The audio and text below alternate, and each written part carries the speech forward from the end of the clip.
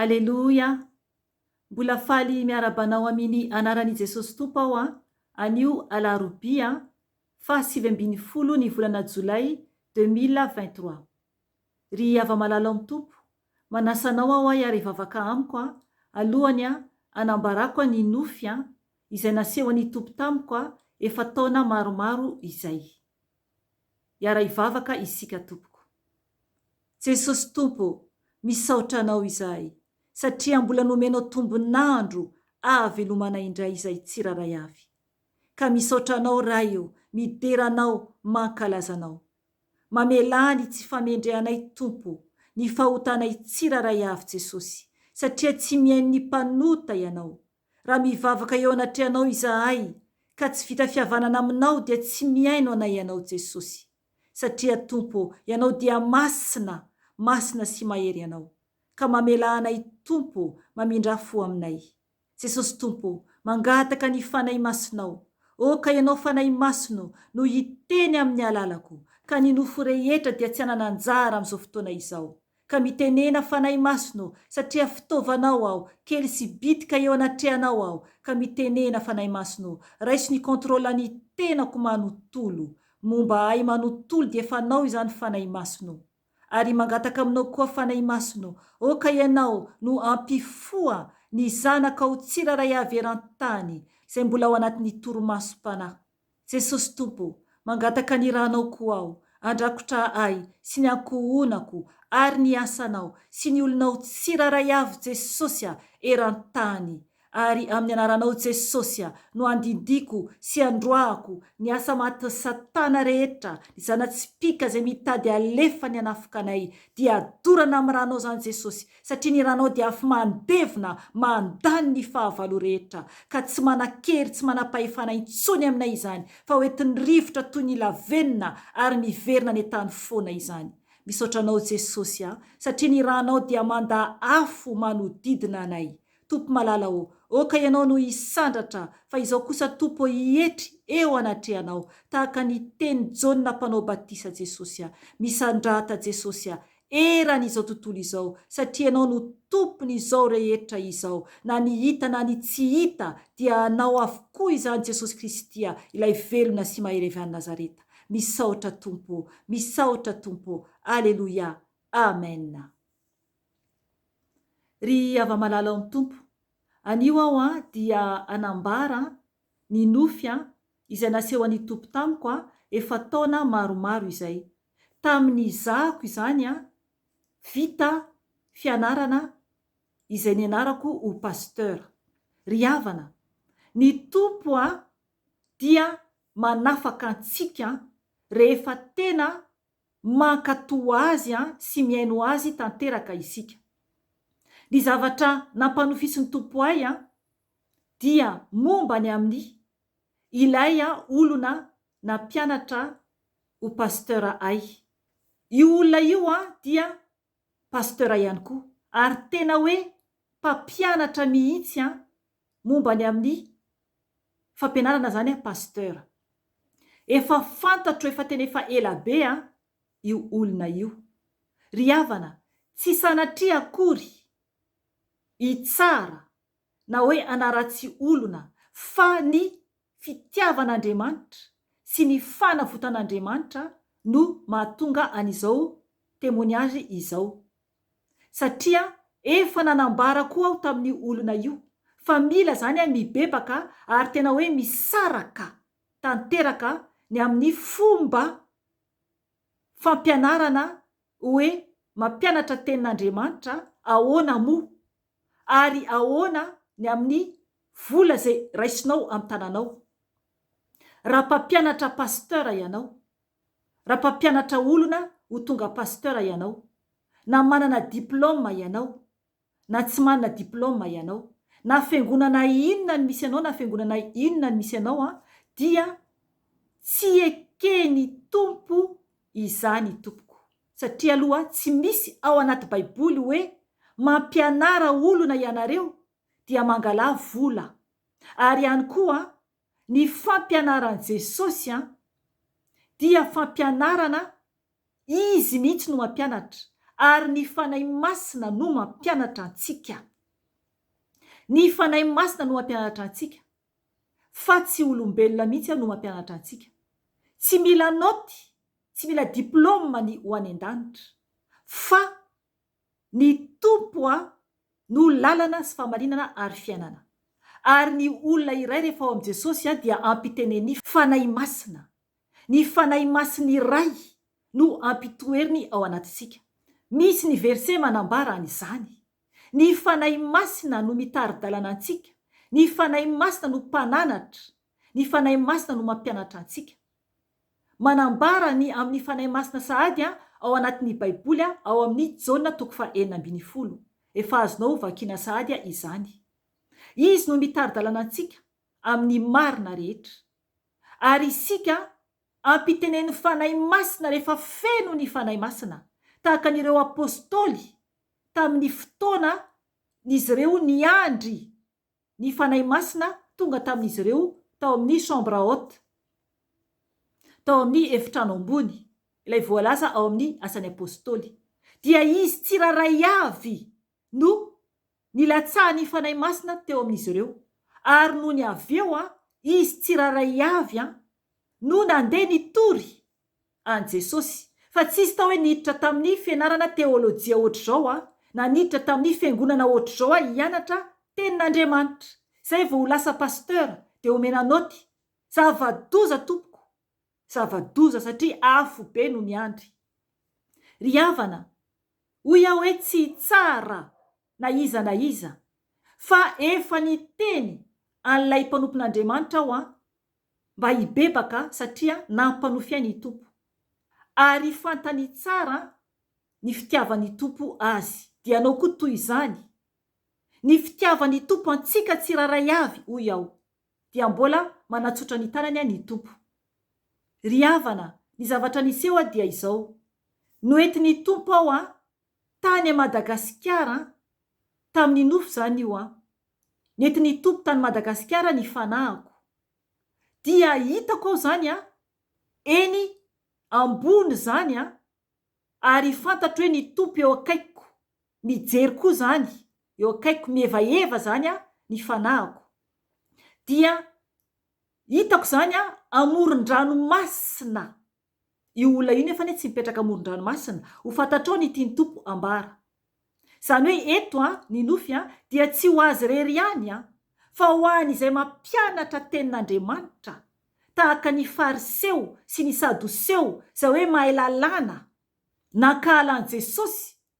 Ary tsy niaino an Jesosy izy ireo, nefa an Jesosy ilay teny velona sy mahery, izy mihitsy no hambara. Fa tsy mila fianarana amin'olombelona. Dia noho ny aveo ry havana, toizako ilay nofy. Dia noho ny tany Madagasikara zany ny fanahako ilay hitako zany mihevaeva eo amorona ranomasina zany. Zany hoe ranomasina zany hitako le amorony. Dia misy trano bongo kely. Hitanareo le trano ohatrana trano falafa reny zany ny tafony. Ny tafony hoy aho ohatrany hoe tsisy tafo satria hitako zany ao anatin'ilay trano. Dia io trano kely io tena efa hoe ho latsaka an-dranomasina. Zany hoe eo amin'ny fasika ny ranomasina zany ilay trano. Ary ilay fasika zany raha ohatra ka makeny amoron-dranomasina ianao. Ho an'izay efa nakeny amoron-dranomasina satria misy olona mbola tsy nakeny amoron-dranomasina. Fa raha mbola tsy nakeny amoron-dranomasina ianao dia raisinao ohatra hoe eny amin'ny renirano dia misy fasika kely eo aloha dia ohatrohatran'izay zany ilay izy. Dia ilay fasika zany eo amoron-dranomasina tena le hoe mipetaka amin'ny ranomasina mihitsy dia efa mando zany. Dia eo mihitsy zany ilay trano kely dia hitako zany ny ao anatiny. Dia ilay ranomasina zany mitobaka efa manomboka mikasika an'ilay trano. Zany hoe efa horava izany io trano io. Dia tao anatin'ilay trano hitako zao mihitsy naseho an'ny tompo satria araka ny teneniko hoe ny tompo nampiseho ahy avy amin'ny alalan'ny fanahiko. dia ohatrany hoe tsisy tafo zany ilay trano. Dia hitako zany tao anatin'io trano io ilay mpanompon'Andriamanitra nampianatra ahy. Ary koa zany misy olona 3-4 teo miaraka aminy ao anatin'io trano kely. Kely ilay trano, tena kely hoy aho. Ary efa hianjera. Dia izy ireo zany ao anatin'io trano kely io dia hitako zany hoe miresaka zany izy ireo. Dia misy jiro kely tena mitsilopilopy no manazava an'izy ireo. Efa ho faty mihitsy. Ry havana, hitako zao mihitsy ilay ranomasina efa mitobaka mikasika ny sisin'ilay trano bongo kely. Ary hitako ny manodidina zany an'ilay toerana satria naseho an'ny tompo hoe ilay fasika eo dia ilay ranomasina eo dia hitako zany ny manodidina fa tena amorony. Satria raha ohatra ka ambony ianao mijery dia hitanao mihitsy zany ny paozin'le izy. Ry havana, kely sisa dia ho lasan'ny rano ilay trano ary ho faharavana mahatsiravina. Ry havana, ny tiany tompo nambara tamin'izany ary ny teny tamin'ilay mpanompon'Andriamanitra aho dia mila mibebaka, miala amin'ny anaram-piangonana aloha, ary koa ny fampianarana tenin'Andriamanitra angalam-bola. Mitandrema tompoko fa mivarotra an' Jesosy ianao, mivarotra ny raha an' Jesosy ianao. Raha ohatra ka mpampianatra olona ho lasa pasteur, ary raha mpianatra ho pasteur ianao, ohatra n'izahako teo aloha, dia toy ny mividy ny rahan'i Jesosy raha mandoha vola ianao hoe ho an'i iny olona iny na hoe ho an'iny fiangonana iny. Ry havana, fanaty trano atao ho an'ny asan'Andriamanitra, fa tsy ho an'ny mpitandrina na ho an'ny olona mpampianatra teolojia na feno diplôme mara ny olona izay mampianatra anao, na nianatra pasteur taiza na taiza dia tsy akasitrahan'ny tompo izany. Aiza ao anaty baiboly no misy an'izany? Oviana i Petera no nandeha nianatra tany fianarana ho pasteur, niaraka tamin'i Jesosy izy ireo. Na i Paoly apôstôly ara, jerevy ny tantaran'i Paoly apôstôly, izy ane ka tao anatin'ireo olona lehibe teo aloha ireo izay nahalala tsara ny lalàna. Fa no niaona tamin'i Jesosy izy dia niala tamin'ny fombafomba ny lalàna, izay lalàna tamin'ny andro Mosesy, izay narahan'ireo fariseo sy ny sadoseo, ary izy ireo no tena nanenjika an' Jesosy. Ry havana, mila mitandrina isika. Ary oka orovitinao ny diplômanao, fa tsy ataoko hoe apetraka eny amin'ny rindrina. Ry havana, fireharehana zava-doza izany. Ny lanitra sy ny tany ho levina, fa ny tenin'Andriamanitra tsy mba ho levina. Izay no teny nomeny tompo antsika raha nijery aho teo tanaty baiboly hoe ny lanitra sy ny tany dia ho levina, fa ny teniko dia tsy mba ho levina. Ry havana, Jesosy no lalana sy famarinana ary fiainana. Ary hitarika ny olona ho any an-danitra no tokony ataonao na iza ianao. Mibeba tompoko, mibeba tompoko. Fa zava-poanane ny tenantsika, ary tsy azontsika tao ny mandray vola ho an'ny asan'Andriamanitra. Raha fanampiana hoe sono atao ho an'ny asan'ny tompo, fa raha hoe vola ho raisinao amin'olona ohatra ny karama ho anao, dia ny tanan'Andriamanitra no amaly anao. Ry havana, mibeba, fa hitako izao mihitsy fa tena orava, faharavana mahatsiravina no anjo miandry an'ilay olona. Ry havana, mety ao anatin'izany ianao, mety ao anatin'izany ianao, mibeba re tompoko, mibeba, fa anadinan'Andriamanitra anao ny ran'olona rehetra izay nangalanao vola, na nitrosa ren'olona ireny, na tsy manana ireny olona ireny, dia mitady mitady vola traizatraiza hianatra amin'ny fiangonana zao na amin'ny olona zao, zava-doza re tompoko, mitandrema. Ary araka ny teneniko ihany koa fa ny vehivavy dia tsy mahazo manao pasteur. 2,7 no natsony Jesosy ho mpampianatra, fa tsy nisy vehivavy tao. Izy 2,7 no nandeha atraizatraiza na mpianatra, na andeha atraizatraiza, fa tsy mipetraka fotsiny koa amin'ny fiangonanao dia tsy manao ninina ianao afa-tsy zay. Fa mandeha tompoko, tsy ny trano fiangonana no hidirantsika ny an-danitra, fa Jesosy Kristy. Tsy ny anaram-piangonana, fa Jesosy Kristy. Ka mibebary tompoko. Mibebary tompoko, fevakaiky Jesosy. Ry havana, izay nenio. Mbola misy ny fotoana hibebahanao. Aza mieritreritra hoe tsy hamindra fo amiko ny tompo, fa vola be no nalaiko. Tsy atompoko. Amindra fo aminao ny tompo. Raha averinao ny volan'olona.